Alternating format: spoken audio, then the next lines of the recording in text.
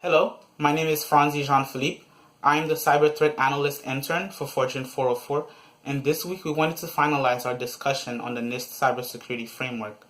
So, to review, on February 12th of 2013, President Barack Obama signed an executive order to strengthen our cybersecurity infrastructure.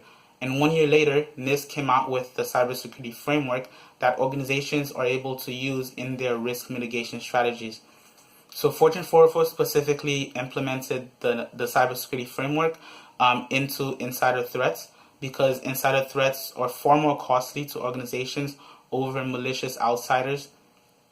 And so with the cybersecurity framework, we went over the identify and protect function, where we identified the assets by doing inventory on all of the physical as well as virtual assets that the company has, as well as any third-party vendors or partnership agreements that we have with third parties. And we applied risk analysis on these assets so that in the protect function, we applied protective measures based on the criticality of these systems. So for example, GNB's e-trading platform is high criticality to the business function. So this is where we implement a strategy to make sure that when we isolate the production environment from the development environment, that insider threats, admins are not able to inject malicious code into the system. So with Detect, we apply behavioral analysis as well as network analysis to determine what is abnormal behavior and what sort of behaviors usually lead to insider threats, and what sort of network activities are good indicators that an individual is likely to be an insider threat. And with Detect, we also apply how to do background checks on our employees, as well as employee continuous monitoring once they are hired, and what kind of legal means that we can do employee monitoring by communicating with the legal department of the organization. And with Respond and Recover, we mostly focus on a containment and eradication strategy, as well as reporting on any improvements on how to improve on the insider threat.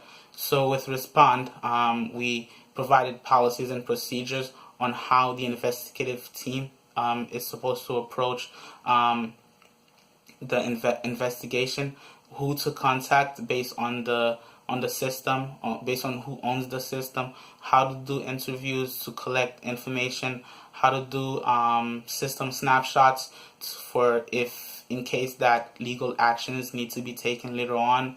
And with Recover, we provided a recovery plan where we're able to find out how do we restore the system. Do we simply do a system restore based on the most trusted backup, or do we have to build the system completely from scratch, or how do we communicate with auditors as well as even professional forensics if we're not able to do adequate forensic analysis in the system to find out what went wrong. We also spoke about improvements on like how do we improve our infrastructure based on what we learned from the investigative procedures.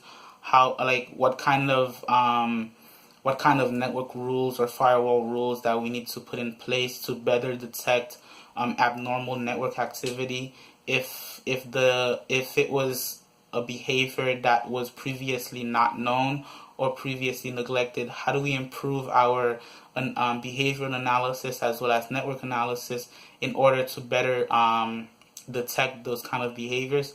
And lastly, it was communicating with law enforcement if legal action needs to be taken, communicating with our stakeholders on the incident, as well as simply reporting on our financial statements what happened, and being as transparent as we're able to be. So this was the NIST Cybersecurity Framework. We intend to provide a full overview of the framework and how we can best apply it to insider threats in an upcoming video. We will conclude on how companies are able to do these risk mitigation strategies. Thank you.